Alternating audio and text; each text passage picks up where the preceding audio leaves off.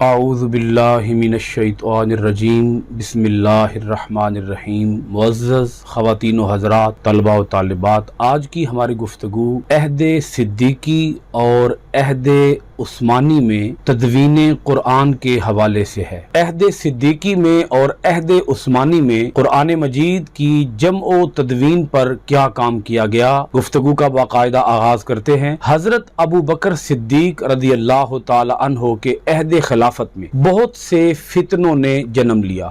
ان فتنوں میں سے ایک فتنہ جھوٹی نبوت کا تھا۔ بہت سے لوگوں نے حضور نبی اکرم صلی اللہ علیہ وآلہ وسلم کے انتقال پرملال کے بعد حضرت ابو بکر صدیق رضی اللہ تعالی عنہ نے جھوٹی نبوتوں کے فتنے سمیت تمام فتنوں کا سر کچلنے کے لیے جہاد کیا۔ جنگ یمامہ۔ جھوٹے نبیوں میں ایک جھوٹا نبی مسلمہ کذاب تھا، جس کا پورا نام مسلمہ بن حبیب تھا۔ نبوت کا دعویٰ تو اس خبیث نے حضور نبی اکرم صلی اللہ علیہ وآلہ وسلم کے ظاہری زمانہ میں ہی کر دیا تھا، لیکن اس نے لوگوں کی حمایت آپ صلی اللہ علیہ وآلہ وسلم کے وصال کے بعد حاصل کی۔ تقریباً 1 لاکھ سے زائد لوگوں نے اس کی جھوٹی نبوت کو تسلیم کر لیا۔ اس نے اپنے دفاع کے لیے 40,000 افراد پر مشتمل لشکر جرار تیار کر لیا تھا۔ حضرت ابو بکر صدیق رضی اللہ تعالی عنہ نے اس فتنے سے نبرد آزما ہونے کے لیے مسلمہ کذاب کے خلاف جنگ کا حکم دے دیا۔ صحابہ اکرام کے لشکر کی تعداد 24,000 تھی۔ مسلمہ کذاب 150 سال کی عمر میں اس جنگ میں حضرت وحشی بن حرب رضی اللہ تعالی عنہ کے ہاتھوں جہنم رسید ہوا، اور اس طرح مسلمانوں کو اس جنگ میں ایک عظیم فتح حاصل ہوئی۔ مسلمہ کذاب کے لشکر سے 20,000 لوگ اس جنگ میں مارے گئے، جبکہ صحابہ اکرام کے لشکر سے 1200 صحابہ اکرام شہید ہوئے، جن میں 700 علوم قرآن کے ماہر اور 70 حفاظ و قراء تھے۔ ان صحابہ اکرام کی شہادت امت مسلمہ کے لیے ناقابل تلافی نقصان تھا۔ حضرت عمر فاروق اعظم رضی اللہ تعالی عنہ کا مشورہ۔ حضرت فاروق اعظم رضی اللہ تعالی عنہ نے جنگ یمامہ میں حفاظ کرام کی شہادت کے بعد حضرت ابو بکر صدیق رضی اللہ تعالی عنہ کو مشورہ دیا کہ اگر حفاظ اسی طرح شہید ہوتے رہے تو خدشہ ہے کہ قرآن مجید آنے والی نسلوں تک اس ترتیب میں نہیں پہنچ سکے گا جو ترتیب نبی اکرم صلی اللہ علیہ وآلہ وسلم نے صحابہ کرام کو بتائی تھی۔ لہذا میرا مشورہ ہے کہ آپ قرآن مجید کو کتابی شکل میں ایک جگہ پر جمع کرنے کا حکم ارشاد فرمائیں۔ حضرت ابو بکر صدیق رضی اللہ تعالی عنہ نے فرمایا، بھلا میں وہ کام کیسے کروں جو رسول اللہ صلی اللہ علیہ وآلہ وسلم نے خود نہیں کیا؟ لیکن حضرت عمر فاروق اعظم رضی اللہ تعالی عنہ نے فرمایا، اگر رسول اللہ صلی اللہ علیہ وآلہ وسلم نے خود اس کام کو نہیں کیا تو منع بھی تو نہیں کیا۔ حضرت فاروق اعظم رضی اللہ تعالی عنہ کے برابر اصرار اور دیگر صحابہ اکرام کے پرزور اصرار پر حضرت ابو بکر صدیق رضی اللہ تعالی عنہ اس کام کے لیے آمادہ ہو گئے۔ حضرت ابو بکر صدیق رضی اللہ تعالی عنہ فرماتے ہیں، پھر اللہ تعالی نے اس معاملے میں جمع قرآن کے سلسلے میں میرا سینہ کھول دیا، اور میری بھی وہی رائے ہو گئی جو حضرت عمر رضی اللہ تعالی عنہ کی تھی۔ حضرت زید بن ثابت رضی اللہ تعالی عنہ کا تقرر۔ حضرت زید بن ثابت رضی اللہ تعالی عنہ کو بلایا گیا۔ حضرت ابو بکر صدیق رضی اللہ تعالی عنہ نے فرمایا، اے زید، تم جوان ہو اور زیرک دانا ہو، ہم تم پر کسی قسم کی تہمت نہیں لگا سکتے، نیز حضور نبی اکرم صلی اللہ علیہ وآلہ وسلم کے عہد مبارک میں کاتب وحی تھے، تم پورے قرآن مجید کو ایک جگہ پر جمع کرو۔ حضرت زید بن ثابت رضی اللہ تعالی عنہ نے عرض کی، آپ دونوں کس طرح وہ کام کرنا چاہتے ہیں جسے رسول اللہ صلی اللہ علیہ وآلہ وسلم نے نہیں کیا؟ حضرت ابو بکر صدیق رضی اللہ تعالی عنہ نے فرمایا واللہ یہی بہتر ہے۔ پس حضرت ابو بکر صدیق رضی اللہ تعالی عنہ مسلسل بحث اور اصرار کرتے رہے، یہاں تک کہ حضرت زید بن ثابت رضی اللہ تعالی عنہ بھی اس کام کے لیے آمادہ ہو گئے۔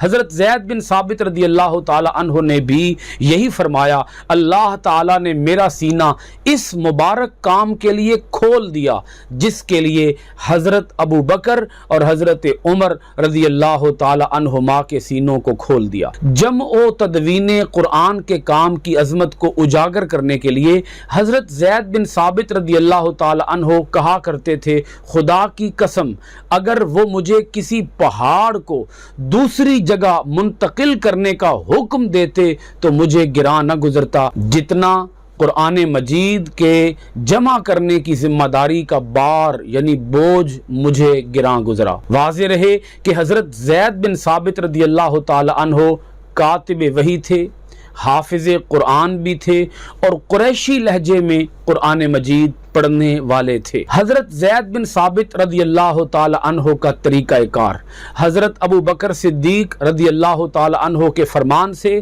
حضرت زید بن ثابت رضی اللہ تعالی عنہ کے پاس تمام نوشتے یعنی تمام صحیفے، تمام اجزاء، تمام ٹکڑے جن پر قرآن مجید لکھا ہوا تھا بھجوا دیے گئے، جو حضور نبی اکرم صلی اللہ علیہ وآلہ وسلم خاص اہتمام سے لکھوایا کرتے تھے۔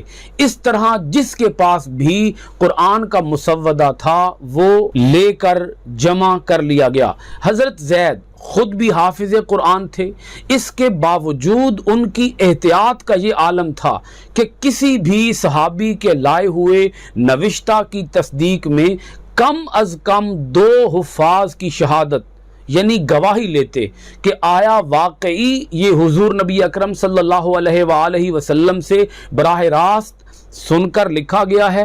یوں حضرت زید بن ثابت رضی اللہ تعالی عنہ نے قرآن پاک کے تمام متفرق اجزاء کو اوراق پر تحریر کیا اور ترتیب وہی رکھی جو عہد نبوی میں تھی، جس کو ہم ترتیب توقیفی کہتے ہیں۔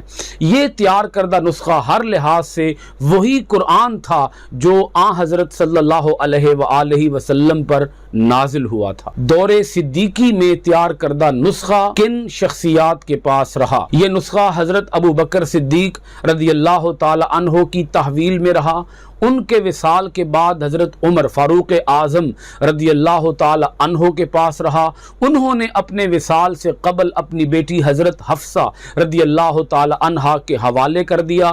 حضرت عثمان غنی رضی اللہ تعالی عنہ نے اپنے دور خلافت میں یہ نسخہ حضرت حفصہ رضی اللہ تعالی عنہ سے منگوا کر پھر حضرت زید بن ثابت رضی اللہ تعالی عنہ کے سپرد کیا، جس کی تفصیل ابھی آپ کے سامنے بیان ہونے والی ہے۔ عہد عثمانی میں قرآن مجید کی جمع و تدوین یہ ایک مسلمہ حقیقت ہے کہ ایک ہی زبان کے لب و لہجے میں علاقے کی تبدیلی کی بنیاد پر فرق واقع ہو جاتا ہے۔ حضرت عثمان کے دور میں مملکت اسلامیہ وسیع ہو چکی تھی اور اجمی لوگ بھی دائرہ اسلام میں کثیر تعداد میں داخل ہوئے اور ہر کوئی اپنے لہجے میں قرآن مجید پڑھ رہا تھا۔ سرزمین عرب میں قرآن کریم لغت قریش کے مطابق نازل ہوا تھا، لیکن ان کے علاوہ بھی بہت سارے قبائل عرب کی سرزمین پر آباد تھے جن کی مادری زبان بھی عربی تھی، مگر ان تمام قبائل کا تلفظ اور لب و لہجہ ایک جیسا نہ تھا، بلکہ جس طرح زبانیں بولنے والوں کے مابین فرق ہوتا ہے اس طرح کا اختلاف ان کے درمیان بھی تھا۔ مثلا قریش لفظ حتی بولتے تو بنی حذیل اور بنی ثقیف اس کا تلفظ حتی کی بجائے عطا کرتے۔ اس میں ہے اور عین کا فرق ہے، یعنی وہ ہے کے ساتھ حتی پڑھتے اور یہ عین کے ساتھ اتا پڑھتے۔ قریش کی لغت میں تعلمون زبر کے ساتھ ہے، جبکہ بنو اسد اس کا تلفظ تعلمون یعنی زیر کے ساتھ پڑھتے۔ اس طرح کا اختلاف ان کی قراءتوں میں پایا جاتا۔ ابتدا میں سہولت کے پیش نظر تمام قبائل کو اپنی قراءت اور لب و لہجہ کے مطابق قرآن کریم پڑھنے کی اجازت تھی، مگر وقت گزرنے کے ساتھ ساتھ اسلامی سلطنت کی حدود وسیع تر ہوتی چلی گئیں، حتیٰ کہ عہد فاروقی کی فتوحات کے نتیجے میں عجم کے کثیر علاقے سلطنت اسلامیہ کا حصہ بن گئے۔ عرب و عجم کے اس اختلاط کے باعث یعنی مکس اپ ہونے کے باعث سوچ کے دھارے اس حد تک بدل گئے کہ ہر قبیلہ اپنے ہی قاری کی قراءت کو صحیح قرار دینے لگا اور دوسروں کی قراءتوں کو غلط، یہاں تک کہ جھگڑے اور فساد کی صورتحال پیدا ہو گئی۔ حضرت حذیفہ بن یمان کی اطلاع۔ اس طرح کا ایک واقعہ حضرت عثمان غنی رضی اللہ تعالی عنہ کے دور میں پیش آیا۔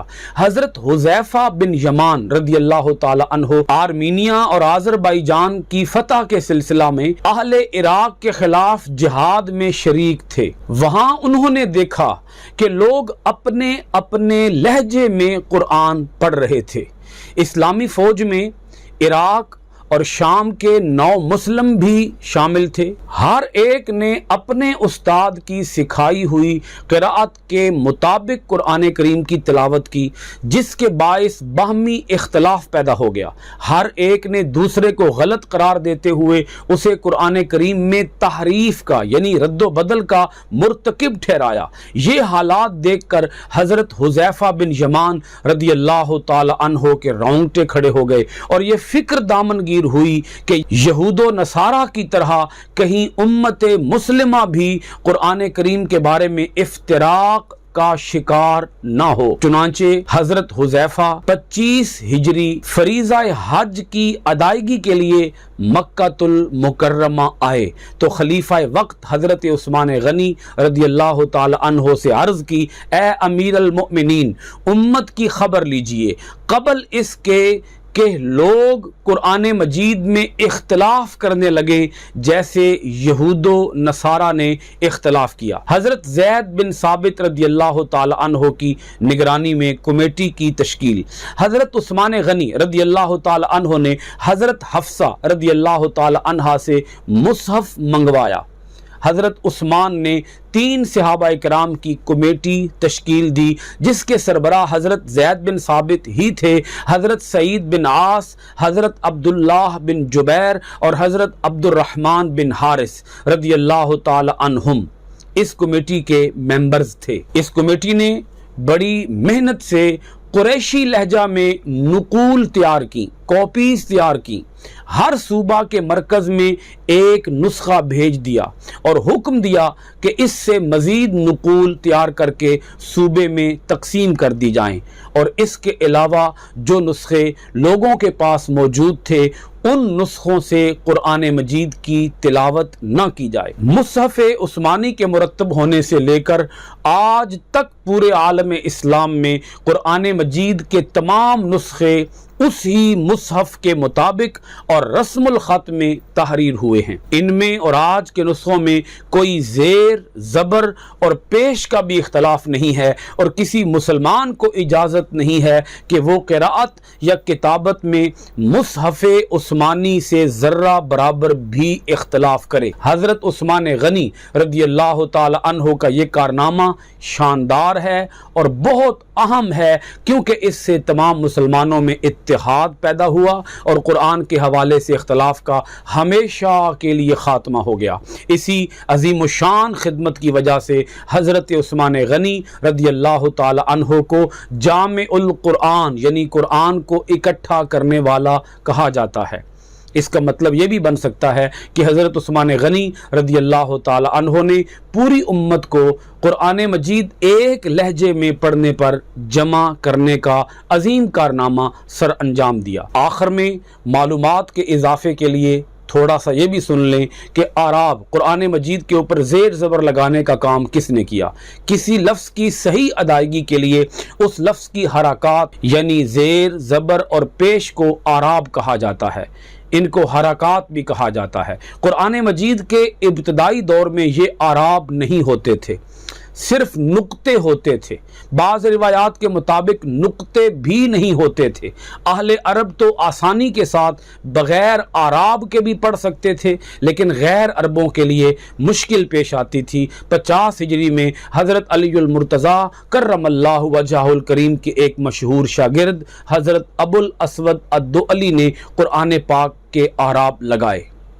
ابو الاسود الدؤلی کے شاگردوں نصر بن عاصم اور یحییٰ بن یعمر نے اپنے استاد کے اس کام کو آگے بڑھایا اور اسے آخری شکل عباسی دور کے ایک مشہور عالم خلیل احمد نحوی نے دی۔ بعض روایات کے مطابق حجاج بن یوسف نے اعراب اور نقطے لگانے کا کام کیا۔ آج کی اس گفتگو میں ہم یہ جان سکے ہیں کہ دور صدیقی میں اور دور عثمانی میں قرآن مجید کی جمع اور تدوین کا کام کس طریقے سے سر انجام پایا۔ حضرت ابو بکر صدیق رضی اللہ تعالی عنہ کے دور میں جنگ یمامہ ہوئی اور حضرت عمر رضی اللہ تعالی عنہ نے مشورہ دیا اگر صحابہ اکرام اسی طرح شہید ہوتے رہے تو آنے والی نسلوں تک قرآن مجید ترتیب توقیفی کے مطابق نہیں پہنچ سکے گا۔ اور دور عثمانی میں حضرت حذیفہ بن یمان نے یہ مشورہ دیا کہ پوری امت کو ایک لہجے میں قرآن مجید پڑھنے پر اکٹھا کیا جائے۔ یقیناً آپ کی معلومات میں بیش بہا